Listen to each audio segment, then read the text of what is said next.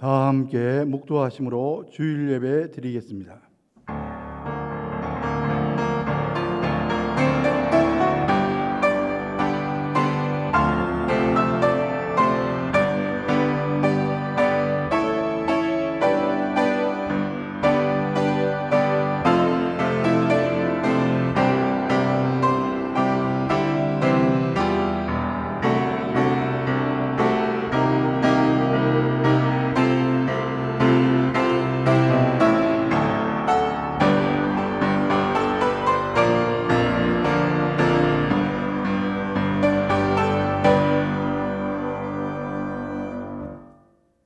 하나님은 영이시니 예배하는 자가 영과 진리로 예배할지니라.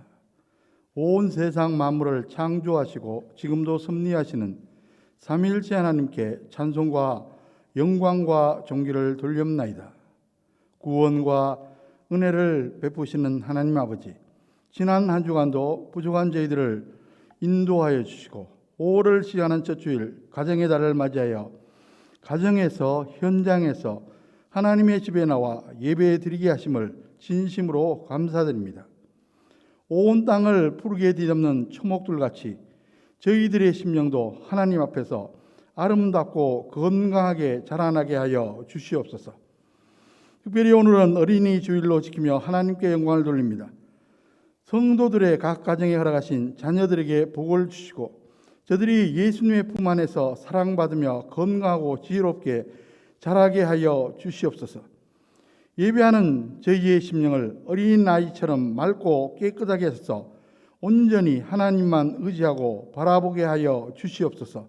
예수 그리스도의 이름으로 간절히 기원하옵나이다. 아멘. 모두 일어나셔서 일장 찬송을 드리겠습니다.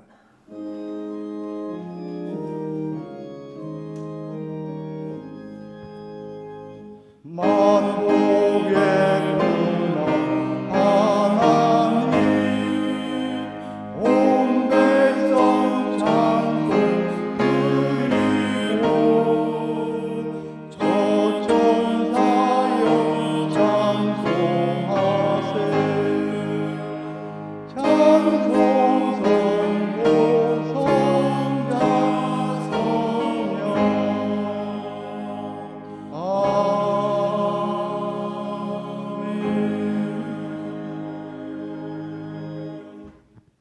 교독문은 제96번 어린이 주일입니다.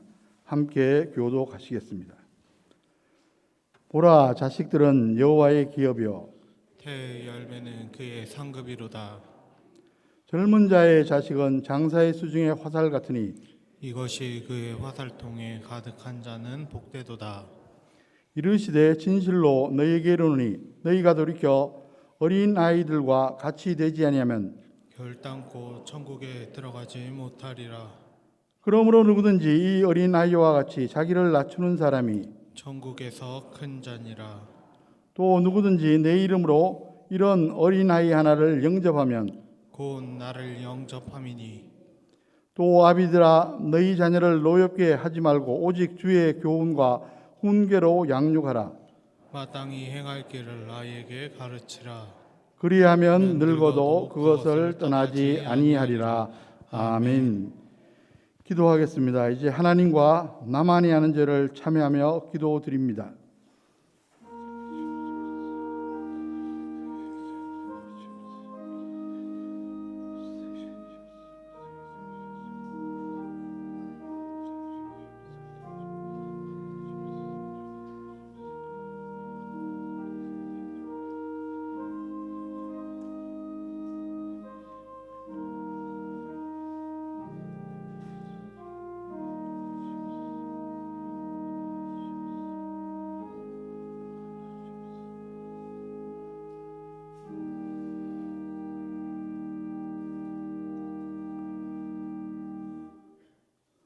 불꽃 같은 눈으로 사람의 마음과 생각을 두루 감찰하시는 하나님 아버지, 하나님 아버지 앞에서는 그 어떤 죄악이라도 우리가 숨길 수 없음을 아나이다.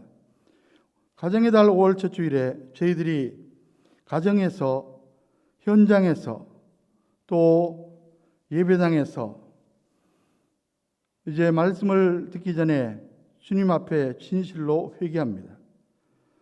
하나님께서 선물로 주신 귀한 자녀들에게 주의 법도와 율례를 제대로 가르치지 못했습니다. 저희들은 자녀들에게 육신에 먹을 것은 풍부하게 공급했지만 영의 양식인 말씀을 먹이지는 못한 어리석은 부모였습니다. 자녀들 앞에서 굳세고 아름다운 믿음의 본인을 보이지 못하고 오히려 불신앙적인 행위로 어린 영혼에게 상처를 주기도 했습니다. 아이들같이 순수하고 깨끗한 마음으로 하나님을 섬기지 못했습니다. 아이들이 그 부모를 의지함같이 하나님 아버지를 온전히 의지하지 못했습니다. 아이들처럼 모든 사람들에게 마음을 열고 받아들이며 살지 못했습니다. 주님, 순수함을 상실한 저희들, 완고한 마음으로 살아가던 저희들을 불쌍히 여겨주시고 이 모든 어리석음과 허물을 다 용서하여 주시옵소서. 예수님의 이름으로 이 참여하는 기도를 드리옵나이다. 아멘. 만일 우리가 우리 죄를 자백하면 그는 미쁘시고 의로우사 우리 죄를 사하시며 우리를 모든 불의에서 깨끗하게 하실 것이요 그런즉 누구든지 그리스도 안에 있으면 새로운 피조물이라 이전 것은 지나갔으니 보라 새 것이 되었도다. 아멘. 사도신경으로 신앙 고백하시겠습니다. 나는 전능하신 아버지 하나님 천지의 창조주를 믿습니다. 나는 그의 유일하신 아들 우리 주 예수 그리스도를 믿습니다. 그는 성령으로 잉태되어 동정녀 마리아에게서 나시고 본디오 빌라도에게 고난을 받아 십자가에 못 박혀 죽으시고 장사된 지 사흘 만에 죽은 자 가운데서 다시 살아나셨으며 하늘에 오르시어 전능하신 아버지 하나님 우편에 앉아 계시다가 거기로부터 살아있는 자와 죽은 자를 심판하러 오십니다. 나는 성령을 믿으며 거룩한 공교회와 성도의 교제와 죄를 용서받는 것과 몸의 부활과 영생을 믿습니다. 아멘. 다 자리에 앉아서 찬송가 14장 주 우리 하나님 찬송 드리겠습니다.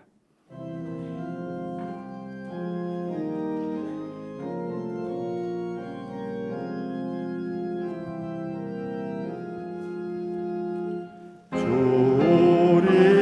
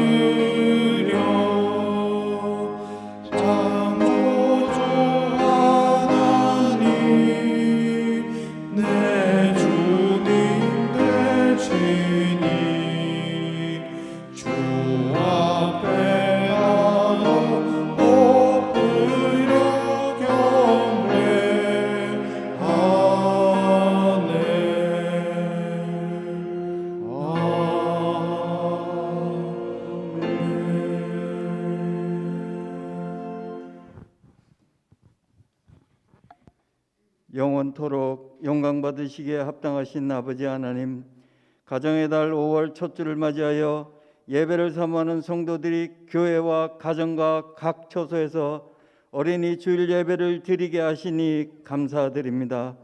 성도들이 아버지 하나님께 온 마음과 뜻을 다하여 신령과 진정으로 예배드리오니 성령께서 인도하시어 감사와 찬양과 영광을 돌리게 하여 주시옵소서. 저희를 택하시고 부르시어 자녀가 되게 하신 아버지 하나님, 지난 한 주간 지내면서 스스로 지혜롭게 여겨 하나님을 의지하지 아니하고 물질에 의지하고 세상 지식과 경험에 의지하고 아버지 하나님께 기도하기보다 지인들을 찾아가 도움을 구하는 저희의 교만을 고백합니다. 이 시간 회개하오니 긍휼히 여기시어 용서하여 주시옵소서. 저희가 어린아이와 같은 순전한 마음으로 하나님을 의지하며 옛 행실을 버리고 주님의 충성된 일꾼으로 거듭나게 하여 주시옵소서. 교회를 통하여 역사하시는 주님, 이 환난 날에 성도들이 예배에 승리하게 하여 주시옵소서. 서로 기도하고 서로 사랑하며 서로 권면하는 장안교회가 되게 하여 주시옵소서. 모든 국민이 신음하는 이때에 아버지 하나님의 뜻이 이 땅에 이루어질 수 있도록 교회와 성도들이 하나가 되어 빛과 소금의 역할을 능히 감당하게 하여 주시옵소서. 이 나라를 위해, 교회를 위해, 고통받는 우리 이웃을 위해 합심하고 기도하고 사랑으로 이웃을 품을 수 있는 아름다운 교회와 성도가 되게 하여 주시옵소서. 오늘은 어린이 주일로 지킵니다. 아버지 하나님, 주일학교를 부흥케 하여 주시옵소서. 어린 시절부터 주의 말씀으로 양육되어 장성하여 주님의 일들을 감당하는 주의 일꾼들로 자라게 하여 주시옵소서. 어린 아이들에게 소망이 있는 교회가 되기를 원합니다. 아낌없이 주일학교를 위해 투자하게 하시고 그들에게 진리의 말씀을 가르치기에 힘쓰게 하여 주시옵소서. 다음 세대를 위하여 수고하는 교육자들과 교사들에게 함께 하시어 능히 감당하게 하여 주시옵소서. 성도들을 사랑하시되 끝까지 사랑하시는 아버지 하나님, 장안교회에 속한 성도들의 건강과 생업과 가정을 지켜 주시옵소서. 상한 심령을 위로하여 주시고 육신의 연약함과 모든 질병을 깨끗하게 치유해 주시옵소서. 가정의 여러 가지 문제와 경제적인 문제들이 해결되는 기적이 나타나게 하여 주시옵소서. 가정이 교회가 되고 성전이 되게 하시사 가족이 함께 모여 말씀과 기도와 찬양으로 서로 위로하며 서로 사랑하며 살아가게 하여 주시옵소서. 특별히 말씀을 대언하는 주의 사자 목사님을 성령의 권능과 지혜로 친히 인도하여 주시옵소서. 영육간에 강건케 하여 주시고 말씀을 듣는 우리 모두의 마음 문을 열어 주시옵소서. 선포하는 생명의 말씀, 축복의 말씀으로 우리에게 향하신 하나님의 크고 놀라운 비밀을 깨닫는 은혜의 이 시간이 되게 하여 주시옵소서. 고난의 때에 주님의 몸된 교회와 예배를 위해 섬기는 손길들을 기억하시고 수고하며 헌신하는 성도들에게 주께서 날마다 승리하게 하시고 형통하게 되는 복을 허락하여 주시옵소서. 이 시간 예배에 함께하지 못한 성도들에게도 어디에 있든지 하나님을 감동시키는 거룩한 예배자의 모습으로 살아가게 하여 주시옵소서. 이 모든 말씀 어린아이와 같은 믿음을 귀하게 여기시는 예수 그리스도의 이름으로 간절히 기도드리옵나이다. 아멘.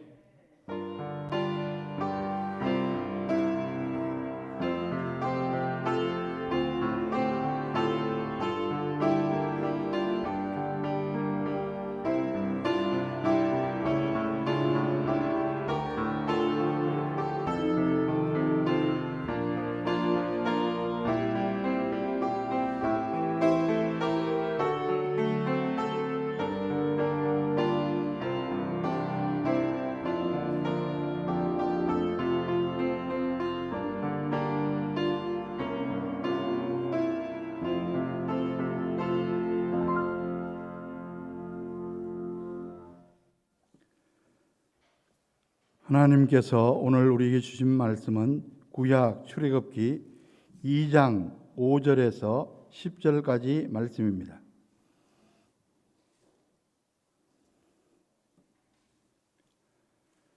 바로의 딸이 목욕하러 나일강으로 내려오고 시녀들은 나일강 가를 거닐 때에 그가 갈 때 사이에 상자를 보고 시녀를 보내어 가져다가 열고 그 아기를 보니 아기가 우는지라.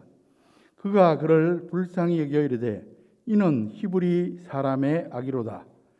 그의 누이가 바로의 딸에게 이르되 내가 가서 당신을 위하여 히브리 여인 중에서 유모를 불러다가 이 아이에게 젖을 먹이게 하리이까. 바로의 딸이 그에게 이르되 가라 하매 그 소녀가 가서 그 아기의 어머니를 불러오니 바로의 딸이 그에게 이르되 이 아기를 데려다가 나를 위하여 젖을 먹이라. 내가 그 싹을 주리라. 여인이 아기를 데려다가 젖을 먹이더니 그 아기가 자라매 바로의 딸에게로 데려가니 그가 그의 아들이 되니라. 그가 그의 이름을 모세라 하여 이르되 이는 내가 그를 물에서 건져내었음이라 하였더라. 아멘.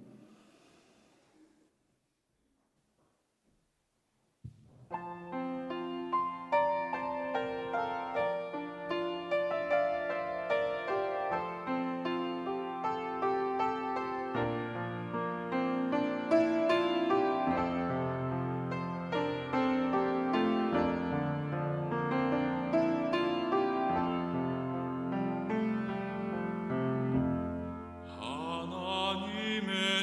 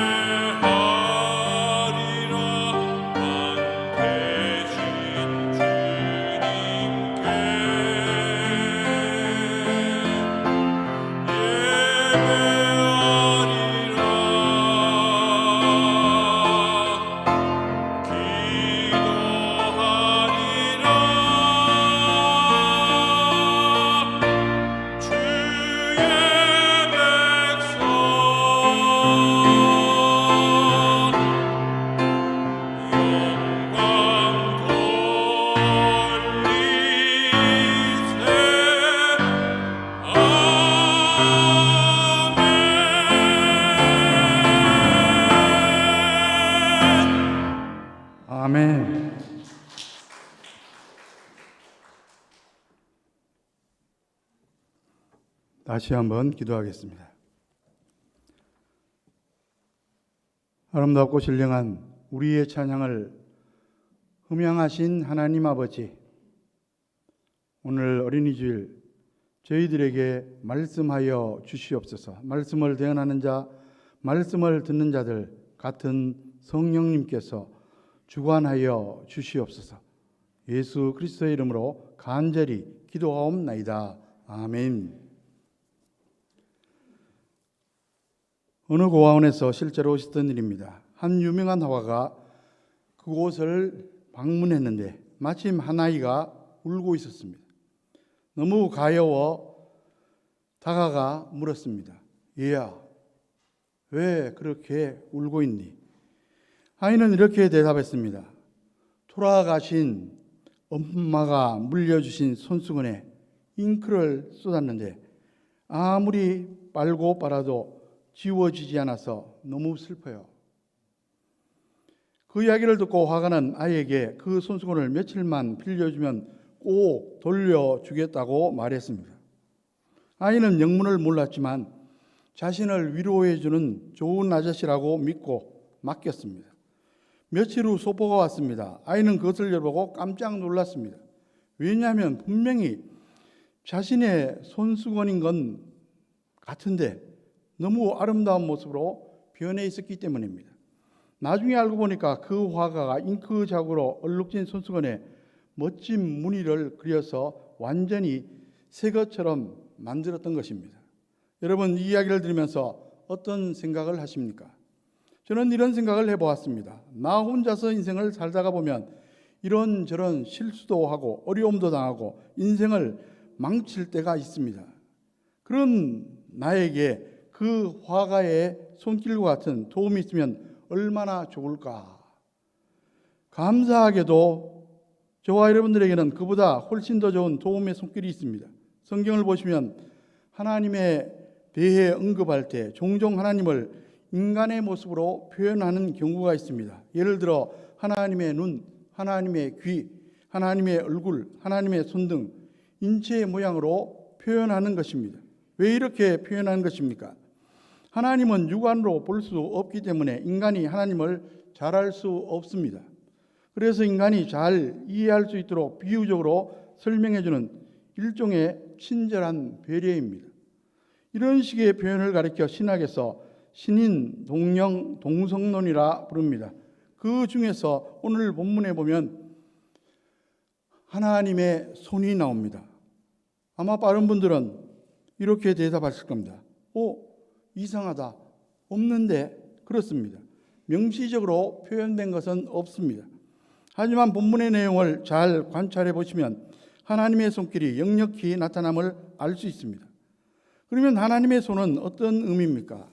하나님의 전능하신 능력으로 우리를 도우시는 것을 말합니다.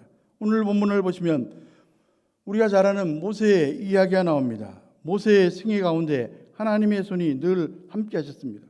보이지 않지만 분명히 임재하시며 역사하셨습니다. 우리가 흔히 모세를 위대한 인물로 평가합니다. 물론 틀린 말이 아닙니다. 하지만 좀 더 정확히 표현하면 모세 자신이 위대한 게 아니라 모세와 함께 하신 하나님이 위대하신 것입니다. 하나님이 그 위대하심으로 보이지 않는 손처럼 은밀하지만 아주 강력하게 역사하셨습니다. 그 결과 모세가 위대한 생애를 살 수가 있었던 것입니다. 저와 여러분들도 마찬가지입니다. 우리의 인생 가운데 보이지 않지만 생생하게 그리고 강력하게 역사하시는 하나님의 손이 있습니다. 오늘 말씀에서 보이지 않는 하나님의 손을 확인하시기 바랍니다. 아무쪼록 모세가 그랬던 것처럼 보이지 않는 하나님의 손을 굳게 의지하면서 승리의 인생을 살아가는 저와 여러분들, 저와 여러분의 가정, 자녀, 후손들 되시기를 주님의 이름으로 간절히 축원합니다. 여러분, 5월은 가정의 달입니다. 이런 말이 있습니다. 고린도전서 13장 13절을 패러디한 말입니다. 직장, 교회, 가정 이 세 가지는 항상 있을 것인데 그 중에 제일은 가정이라. 그렇습니다. 가정의 중요성은 아무리 강조해도 지나침이 없습니다. 우리는 각자 가정에서 태어나 가정에서 성장하고 장성 후에는 독립해서 새 가정을 이룹니다. 우리는 누군가의 자녀이고 또 누군가의 부모가 됩니다. 일생토록 가정을 떠날 수 없습니다. 그러니까 가정이 좋아야 인생이 행복할 수 있습니다. 그런 점에서 좋은 가정을 이루는 것은 참으로 중요한 일입니다. 지금 코로나 상황이 1년 훨씬 넘게 계속되고 있습니다. 언제 끝나게 될지 아무도 모르는 상황입니다. 의료진도 매우 힘들어하고 마스크를 쓰고 일을 해야 하는 직장인들도 힘들어하고 있습니다. 더욱이 소상공인들은 경제기 문제로 더욱 힘들어하고 있습니다. 그러나 가장 큰 문제는 우리 사회의 근간이 되고 있는 가정들이 심하게 흔들리고 있다는 현실입니다. 특별히 오늘 어린이 주일을 맞이해서 주신 말씀을 통해 행복한 가정을 회복하시고 자자손손 행복한 가정을 이어나가기를 주님의 이름으로 간절히 축원합니다. 본문은 모세의 이야기입니다. 구약의 대표적인 인물이요 이스라엘 민족의 위대한 영웅입니다. 그런데 모세가 그런 인물이 된 것은 첫째는 물론 서두에 밝힌 것처럼 하나님의 은혜 때문이고 둘째는 부모의 헌신 때문이었습니다. 성경 본문에 모세의 부모 이야기가 짧게 기록되어 있지만 우리에게는 큰 교훈이 되는 것을 보게 됩니다. 먼저 시대적 배경을 잠시 말씀드립니다. 그때는 이스라엘 백성들이 애굽에서 노예살이를 하고 있을 때입니다. 그들은 요셉이 애굽의 총리를 지낼 때 애굽으로 이민을 왔습니다. 이스라엘은 요셉 덕분에 고센 땅을 얻어 편히 살면서 민족을 형성하게 됩니다. 그런데 세월이 흐르고 흘러 상황이 달라집니다. 정권이 바뀌면서 요셉을 인정하지 않고 이스라엘 민족을 경계하는 왕들이 등장하게 된 것입니다. 나중에는 아예 이스라엘 히브리인들을 말살시키려는 정책까지 나오게 됩니다. 단계적으로 점점 더 잔인해져 갔습니다. 처음에는 강제 부역을 통해 견제하더니만 나중에는 이스라엘의 인구가 증가하는 것을 통제합니다. 그런데 나중에는 아예 남아 학살법이 공포됩니다. 남자아이가 태어나면 무조건 죽이라는 것인데 만일 복종하지 않으면 가족들까지 다 몰살하는 악법입니다. 남아 학살법은 그 당시 바로왕이었던 투트모세 1세가 공포했습니다. 모세는 바로 그런 무서운 시대에 태어났습니다. 신학자들에 의하면 모세의 출생연대는 대략 주전 1526년쯤 됩니다. 그의 출생 과정을 보면 하나님의 손이 생생하게 역사하고 있음을 우리는 확인할 수 있습니다. 레위 족속 중 아므람이라는 남자가 요게벳이라는 여자와 결혼해서 가정을 이루었습니다. 여느 가정처럼 자식을 낳고 살았습니다. 이미 미리암이란 딸과 아론이란 아들을 낳았습니다. 그런데 셋째 모세가 태어난 것입니다. 당연히 기뻐해야 하는데 오히려 슬픔에 젖었습니다. 앞서 말씀드린 대로 남아 학살법이 발효됐기 때문입니다. 남자아이가 태어나면 무조건 죽여야 합니다. 부모로서 차마 못할 짓입니다. 그렇다고 마냥 숨어서 기를 수도 없습니다. 발각되면 온 식구가 함께 죽임을 당할 판입니다. 그래서 그 부모는 갈등과 고민 가운데 하루하루 지냅니다. 그런데 보이지 않는 하나님의 손이 역사했다는 사실입니다. 여러분, 요게벳은 성경에 나오는 여인들 중에 가장 슬픈 어머니입니다. 숱한 세월을 눈물로 보낸 여인입니다. 몰래 아이를 낳고 탄로나지 않도록 조심조심하며 마음을 졸였습니다. 그리고 바로왕 공주의 양자를 보내면서 눈물을 흘리고 그 후에도 평생 눈물을 흘렸을 겁니다. 그 눈물은 그녀의 간절한 소원이었고 기도 제목이었고 헌신이었습니다. 그 눈물의 의미를 이 시간 세 가지로 정리해서 살펴보고자 합니다. 첫째로 요게벳의 눈물은 자식의 생명을 위한 눈물이었습니다. 이미 말씀드린 대로 당시 상황은 모세뿐 아니라 온 가족의 목숨이 왔다 갔다 하는 극한 상황이었습니다. 그 가운데 그 부모가 어떻게 했습니까? 오늘 본문은 아니지만 그 앞에 2절 말씀을 보십시오. 그 여자가 임신하여 아들을 낳으니 그가 잘 생긴 것을 보고 석 달 동안 그를 숨겼으나 남자아이를 낳고 차마 죽일 수가 없어서 숨겨서 키웁니다. 그런데 시간이 흘러가면서 남자아이라 울음소리도 커졌을 테고 상황은 점점 더 악화되어 갑니다. 여러분 상상해 보십시오. 그 부부가 얼마나 애를 태우면서 기도했을지, 특히 여기베 씨 얼마나 눈물을 흘리면서 기도했을지 생각해 보십시오. 하나님 아버지, 제발 이 아이를 살려주십시오. 하나님은 전능하신 분이 아니십니까? 하나님께서 그 눈물의 기도를 들으셨습니다. 그리고 그녀에게 아이디어를 주셨습니다. 3절, 4절 말씀을 보시기 바랍니다. 더 숨길 수 없게 되매 그를 위하여 갈대 상자를 가져다가 역청과 나무진을 ጭ라고 아기를 거기 담아 나일강과 갈대 사이에 두고 그의 누이가 어떻게 되는지를 알려고 멀리 있었더니, 나일강은 애굽 사람들이 신성시하는 강인데 애굽의 고위층 여인들이 목욕하는 곳이 있음을 기억한 것입니다. 당시 애굽 여인들은 나일강에서 목욕을 하면 건강과 다산의 복을 받는다고 믿었습니다. 혹시 그 아들이 살 수 있다면 애굽인 고위층 인사를 통하지 않으면 안 됩니다. 그래서 국리 끝에 갈대 상자를 만들어 역청과 나무진을 칠하고 강가 갈대 사이에 둡니다. 그리고 딸 미리암을 지켜서 무슨 일이 생기는지 동태를 살피게 합니다. 그런데 놀라운 일이 생깁니다. 바로의 공주가 나타난 것입니다. 그리고 그 갈대 상자를 발견했습니다. 5절, 6절 말씀을 보십시오.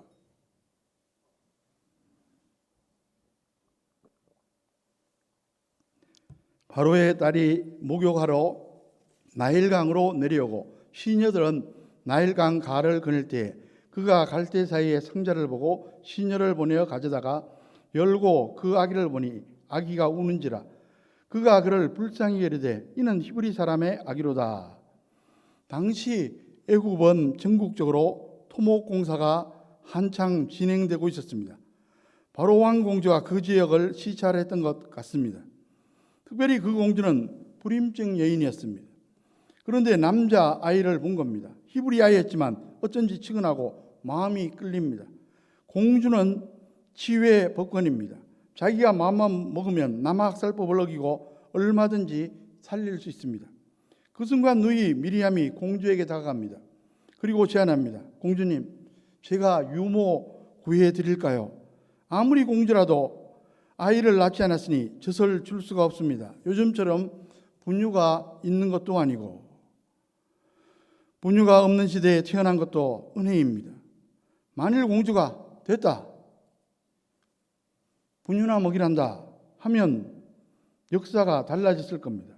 공주는 미리암의 제안에 너무 기뻐했습니다. 그리고 그 순간 그 아이를 양자 삼으리라 결심합니다. 9절 말씀을 보십시오. 바로의 딸이 그에게 이르되 이 아기를 데리다가 나를 위하여 젖을 먹이라. 내가 그 싹을 주리라. 여인이 아기를 데리다가 젖을 먹이더니 월급까지 후하게 주겠다고 말하며 요게벳에게 맡긴 겁니다.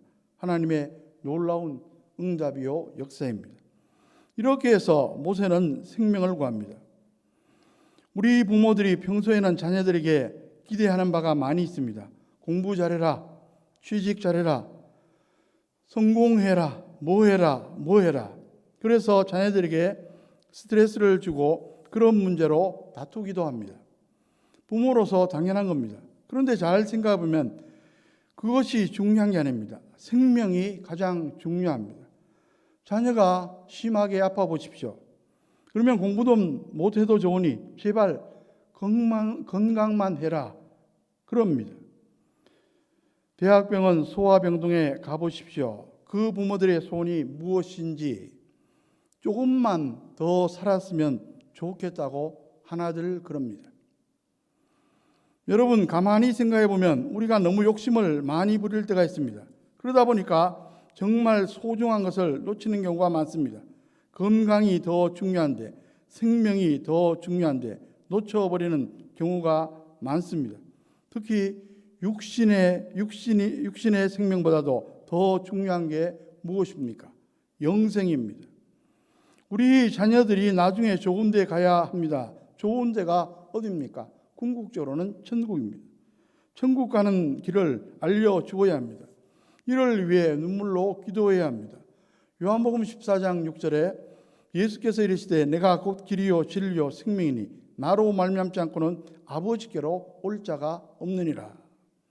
오직 예수님을 통해 하나님을 만나고 천국에 들어갈 수 있다는 귀한 말씀입니다. 그런데 이 중요한 것은 빠뜨리고 다른 것들만 자식들에게 기대하고 요구합니다. 우선순위를 놓치면 안 됩니다. 정말 소중한 육신의 생명 그리고 영혼의 생명을 위해 눈물 흘리는 부모 되시기를 주님의 이름으로 간절히 축원합니다. 둘째로 요게벳의 눈물은 자식의 행복을 위한 눈물이었습니다. 요게벳의 눈물은 자식의 행복을 위한 눈물입니다. 모세는 하나님의 섭리 가운데 엄마 품에서 유아 시절을 보냈습니다. 그러나 세월이 흘러 마침내 집을 떠나게 됩니다. 10절 말씀을 보십시오. 그 아기가 자라매 바로의 딸에게로 데려가니 그가 그의 아들이 되니라. 그가 그의 이름을 모세라 하여 이르되 이는 내가 그를 물에서 건져내었음이라 하였더라. 요게벳은 궁궐로 가는 모습을 보면서 얼마나 눈물을 많이 흘렸겠습니까? 한편 다행이지만 자식을 떼어보내는 어머니의 심정이 오죽했겠습니까? 그래서 또 눈물을 흘립니다. 보낸 후에는 한시인들 어찌 모세를 잊을 수가 있었겠습니까? 이제는 애굽 궁궐에서 제발 행복하기를 기도했을 겁니다. 직접 챙겨주기는 못하지만 눈물의 기도는 그 무엇보다도 강력한 사랑이었습니다. 그리고 몇 년이나 모세를 직접 키웠는지 정확히 모르지만 아이가 알아듣든 못 알아듣든 하나님의 말씀을 그 귀에 들려 주었을 겁니다. 너는 하나님의 자녀다. 애굽의 궁궐에 들어가도 하나님을 잊으면 절대로 안 된다. 하나님 말씀대로 순종하며 살아라. 알았지? 요게벳의 눈물을 생각하면서 우리가 부모로서 자식의 행복을 위해 무엇을 할 수 있는지, 무엇을 해야 하는지 생각해 볼 수가 있습니다. 무엇보다 먼저 하나님께 맡기고 기도해야 합니다. 우리가 아무리 부모라도 항상 자녀들을 지켜줄 수 없습니다. 능력과 시간의 한계가 있습니다. 그러므로 하나님께 맡겨야 합니다. 시편 121편 4절로 6절에 보면 이스라엘을 지키시는 이는 졸지도 아니하시고 주무시지도 아니하시리로다. 여호와는 너를 지키시는 이시라. 여호와께서 내 오른쪽에서 내 그늘이 되시나니 낮에 해가 너를 상하게 하지 아니하며 밤의 달도 너를 해치지 아니하리로다. 항상 지켜주시는 하나님이 우리 자신뿐 아니라 우리 자녀 후손들을 지켜주시도록 기도하는 게 상책입니다. 기도보다 더 확실하게 자녀를 챙겨줄 수 있는 것은 없습니다. 그리고 부모가 의인의 삶을 살아야 합니다. 성경을 보면 계속 강조하는 것 중에 하나가 부모가 자녀에게 본이 되어야 한다는 말씀입니다. 자녀들이 보는 앞에서도 심지어 보지 않는 가운데도 그 영향이 전달된다는 것입니다. 시편 37편 25절 26절에 보면 내가 어려서부터 늙기까지 의인이 버림을 당하나 그의 자손이 걸시감을 보지 못하였도다. 그는 종일토록 은혜를 베풀고 꾸어주니 그의 자손이 복을 받는도다. 의인의 후손은 절대 망하지 않는다는 약속의 말씀입니다. 자녀가 안 보는 것 같아도 부모의 모습을 보면서 따라갑니다. 그러므로 우리가 하나님 앞에서 신앙생활을 바르게 지속해야만 합니다. 그리고 가장 중요한 게 있는데 자녀 스스로 하나님의 뜻대로 사는 법을 가르쳐 주어야 합니다. 신앙의 홀로서기를 가르치는 것입니다. 나의 하나님임을 고백하고 하나님과 동행하는 법을 배우게 해야만 합니다. 여러분, 이 세상에 염려할 게 얼마나 많습니까? 그러나 하나님만 믿고 하나님의 뜻대로 살아면 반드시 승리한다는 사실을 확신하면 염려 없이도 살아갈 수 있습니다. 여러분 혹시 헬리콥터 맘이란 말을 들어보셨습니까? 헬리콥터처럼 자녀 주위를 맴돌며 모든 것을 다 챙겨주는 엄마를 가리키는 말입니다. 얼마나 잘 챙기는지, 대학생이 된 후에도 리포트 작성해서 성적 관리까지 다 해줍니다. 졸업 후에 취직하는 것, 그 외에 월급 관리에서 재정 관리까지 일일이 간섭합니다. 언제까지 어디까지 챙기려는지 알 수가 없습니다. 그렇게 해서 과연 자녀의 인생이 행복할까 의문입니다. 아무쪼록 신앙의 홀로서기를 가르쳐 주므로 정말 행복한 자녀가 되도록 눈물로 기도하며 가르치는 부모들이 다 되시기를 주의 이름으로 간절히 축원합니다.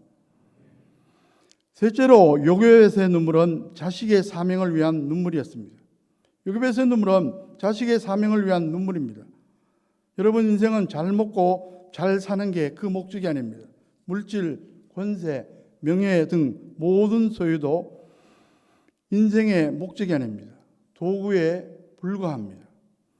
그런데 그런 것들을 인생의 목적으로 삼으니까 성취하지 못하면 못하는 대로 좌절하고 성취하면 하는 대로 허무해지는 겁니다. 소유보다 더 중요한 것은 그 다음에 그리고 무엇을 위해입니다. 소유를 얻은 후에 그것을 가지고 무엇을 하느냐, 이것이 중요하다는 말입니다. 인생에 지향하는 목적이 중요합니다. 이것이 바로 사명입니다. 사명이 있을 때 인생에 의미와 가치가 있고 보람도 있습니다. 모세의 부모는 아이를 낳으면서 이미 그 사명을 보았습니다. 애굽에서 학대받는 이스라엘 민족을 구원할 자가 혹시 이 아이가 아닐까 이렇게 생각하고 간절히 기도한 겁니다. 요괴벳은 아이를 품에 안고 그런 꿈을 심어줬습니다. 눈물을 뚝뚝 흘리면서 기도했습니다. 그 아이가 알아듣든지 알아듣지 못하든지 그 간절한 눈물의 기도대로 하나님께서 모세에게 사명을 넣어주셨습니다. 이렇게 해서 마침내 모세는 우리가 아는 위대한 지도자로 역사에 남았습니다. 그렇습니다. 정말 존귀한 인생은 행복한 인생의 목표를 넘어서야만 합니다. 의미 있는 인생의 목적을 가지고 살아야 합니다. 제2차 세계대전 당시 동시대를 살았던 두 사람이 있습니다. 히틀러와 아이젠하워입니다. 히틀러는 역사의 대역죄인입니다. 자기도 망하고 남도 망하게 한 인간입니다. 가정교육이 틀렸습니다. 아버지는 성미가 급하고 과격하여 자녀에게 상처를 많이 주었고 어머니는 사교 생활에만 미쳐 돌아다녔습니다. 어머니가 유대인 남자와 바람난 것을 보고 유대인에 대한 증오심이 생겼다는 설도 있습니다. 그가 독일의 총통이 되지만 그것이 오히려 흉겨되어 세계를 어지럽혔습니다. 1945년 패전하면서 지하 방공에서 결국은 자살하고 맙니다. 반면에 아이젠하워는 독실한 기독교 가정에서 부모의 사랑 가운데 하나님을 경외하고 이웃을 사랑하는 가훈을 배우며 성장했습니다. 웨스트 포인트를 졸업하고 모범적인 군인의 길을 걷고 후일 역사에 남는 대통령으로 살다가 80세가 되어 평화롭게 천국에 들어갔습니다. 두 사람의 인생 사이에 과연 무슨 차이가 있습니까? 한마디로 교육의 차이입니다. 여러분, 우리의 자녀들을 교육하는 목적이 무엇입니까? 그저 내 자식 인생 하나 잘 먹고 잘 사는 것입니까? 남은 어떻게 되든지 상관이 없습니까? 아닙니다. 적어도 그리스도인들은 그렇게 살면 안 되는 겁니다. 미국이 세계를 지배하는 이유가 무엇입니까? 교육 때문입니다. 모순도 많은 나라지만 그래도 세계를 이끌어가는 이유는 교육의 목적이 뚜렷하기 때문입니다. 그 목적이 무엇입니까? 이웃과 역사를 섬기는 사람을 만드는 것입니다. 미국의 살인 명문으로 알려진 필립스 아카데미는 대통령을 비롯해서 각계각층의 지도자를 다수 배출한 학교로 유명합니다. 그 건학 이념이 자신이 아닌 남을 위하여입니다. 자식이 자신의 영달을 위해서가 아니라 이웃을 위해서 공부하라는 것입니다. 이기적인 인생이 아니라 이타적인 인생의 목적을 가르치는 교육입니다. 이것이 바로 성경적 교육 사상이 아닙니까? 이와 같은 교육을 통해 세상과 역사를 바꿀 수 있다는 겁니다. 이런 말이 있습니다. 교육은 사람을 바꾸고 사람은 세상을 바꾼다. 좋은 교육은 돈만 많이 들이는 교육이 아닙니다. 공부 잘해서 섬기는 사람이 되고 그 섬김을 통해 하나님의 뜻대로 세상을 변화시키라는 교육이 참된 교육입니다. 이런 교육을 통해 우리 자녀들이 하나님의 일꾼이 되고 그들을 통해 세상을 얼마든지 변화시킬 수 있습니다. 말씀을 정리합니다. 오늘 어린이 주일을 보내면서 다시 한번 저와 여러분 자신을 돌아보시기 바랍니다. 성경에서 가장 슬픈 어머니였던 요게벳, 그러나 가장 훌륭했던 어머니였던 요게벳, 그녀의 눈물, 기도를 기억하시기 바랍니다. 우리에게도 그런 눈물과 기도가 있기를 간절히 소원합니다.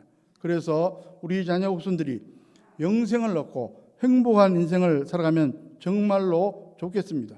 더 나아가 우리 자녀 후손들이 하나님의 영광을 드러내는 사명자가 되기를 주의 이름으로 간절히 축원합니다. 기도하겠습니다. 사랑과 은혜가 풍성하신 하나님 아버지, 오늘 어린이 주일을 맞이하여 저희들 여러 가지 생각을 해보았습니다. 우리 자녀 후손들의 삶이 참으로 복되게 하나님께서 역사하여 주시옵소서.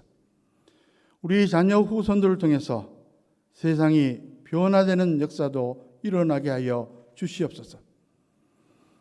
눈물과 기도로 자녀 후손들을 양육하는 귀한 부모님들이 있습니다. 그들의 기도를 응답하시고 또 그들의 자녀 후손들을 대대손손 복되게 축복하여 주시옵소서. 이 시간 간절히 요사합니다. 우리 가운데 육신이 연약해서 또 질병으로 중환 질환으로 고통받는 분들이 있습니다. 우리의 약한 부분들을 보수하여 주시며 질병을 치료하여 주시고 중환 질환에서도 속히 하나님의 특별한 은혜로 간섭으로 해결함을 받을 수 있도록 인도하여 주시옵소서. 다시 한번 간절히 기도합니다. 우리 자녀 후손들을 위해서 늘 기도하는 제목이 있습니다. 아직도 응답받지 못한 기도 제목이 있습니다. 응답 과정 중에 있는 기도 제목도 있습니다. 주님, 속히 응답하여 주시옵소서. 속히 역사하여 주시옵소서. 이 모든 말씀 예수 그리스도의 이름으로 간절히 기도하옵나이다. 아멘. 다 함께 찬송가 364장 내 기도하는 그 시간 찬송 드리겠습니다.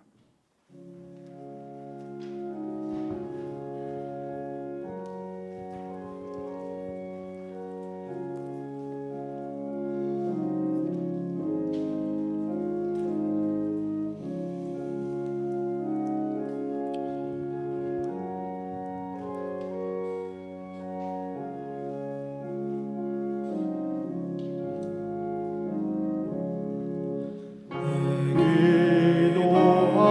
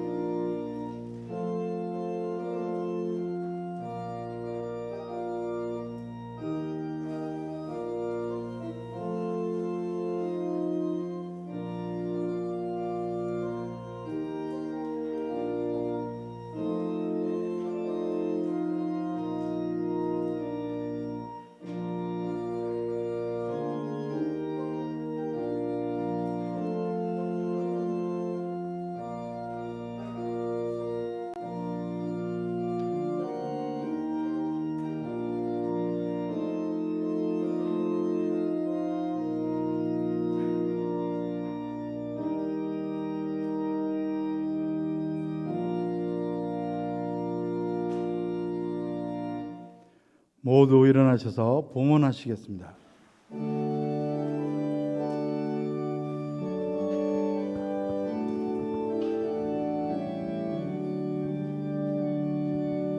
내게 있는 모든 것을 아낌없이 드리네. 사랑하고 의지하며 주만 따라 살리라. 주께 드리네. 주께 드리네. 사랑하는 구주 앞에 모두 드리네.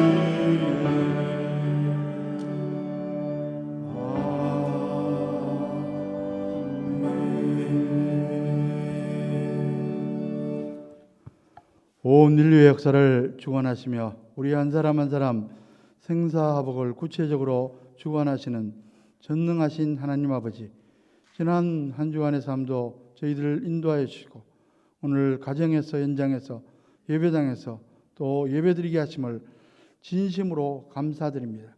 하나님의 크고 놀라우신 은혜에 감사해서 정성껏 준비한 봉헌 예물을 가지고 나왔습니다.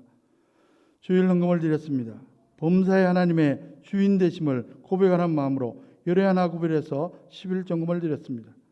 여러 가지 제목의 감사헌금을 드렸습니다. 선교, 비전 헌금도 드렸습니다.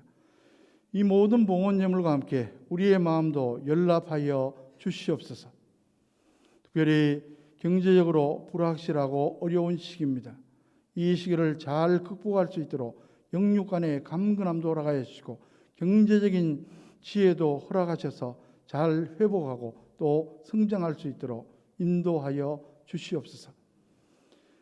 오늘도 우리와 함께 예배드리고 싶지만 여러 가지 사정으로 함께 하지 못하는 분들이 있습니다. 병원에 입원했기 때문에 또 출장 중에 있기 때문에 군문에 있기 때문에 여러 가지 사정으로 함께 하지 못하는 장안교회 권속들 어느 곳에 어느 형편에 있든지 간에 주님께서 위로하시고 동행하여 주시옵소서. 이 모든 말씀 예수 그리스도의 이름으로 간절히 기도하옵나이다. 아멘.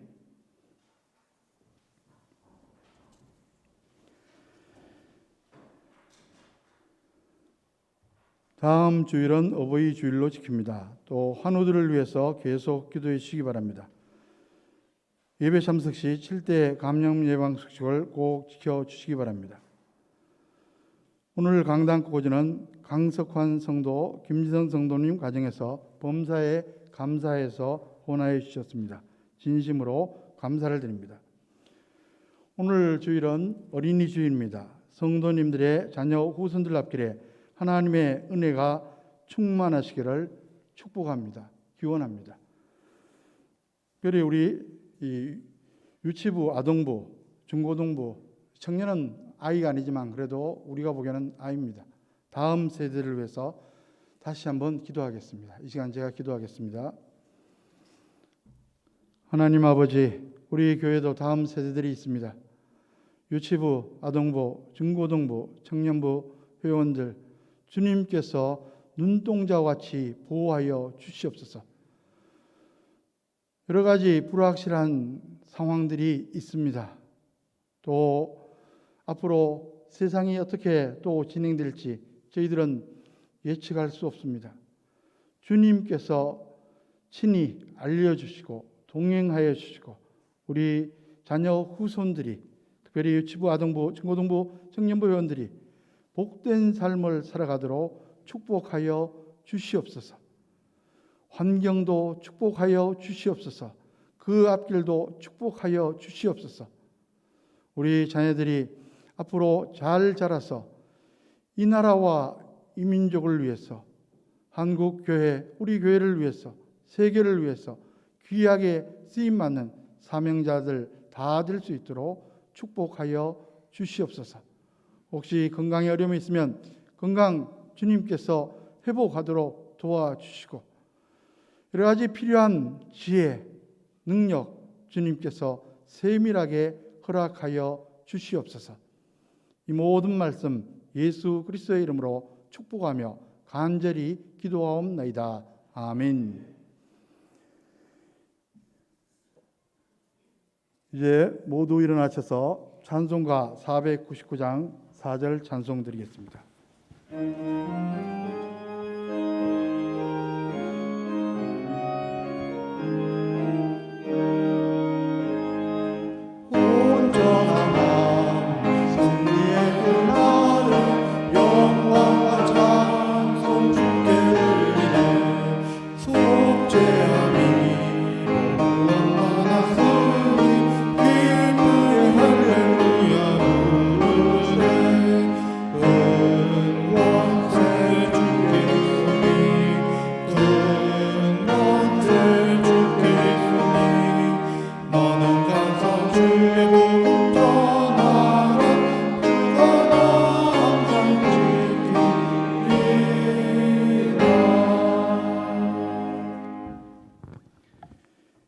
이제는 복의 근원 되신 우리 주 예수 그리스도의 은혜와 역사를 주관하시며 우리의 삶을 인도하시는 하나님 아버지의 크고 놀라우신 사랑하심과 범사에 우리의 삶을 인도하시며 우리의 삶이 합력해서 선을 이루며 형통하도록 역사하시는 성령님의 교통하심과 축복하심이 가정에서, 현장에서, 예배당에서 예배드리는 심령들 위해, 그들의 가정, 자녀, 후손들 위해, 장안교회 권속들 지금 어느 곳에 어느 혁변에 뛴지 간에 태중에 있는 심령일지라도 지금부터 영원토록 함께 하시기를 간절히 축원하옵나이다. 아멘.